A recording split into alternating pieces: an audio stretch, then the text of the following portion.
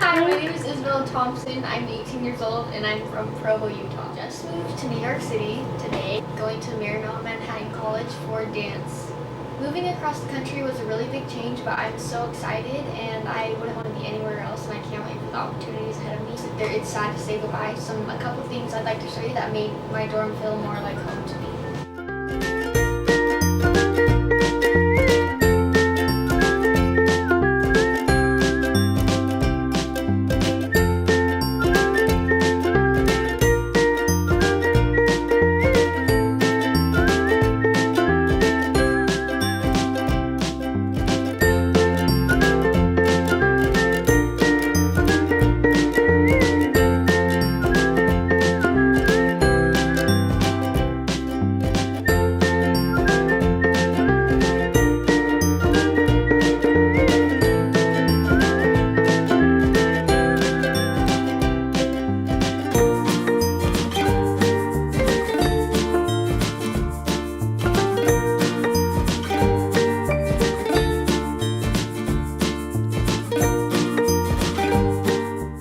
Thank you so much to Shari and Persnickety for helping me out.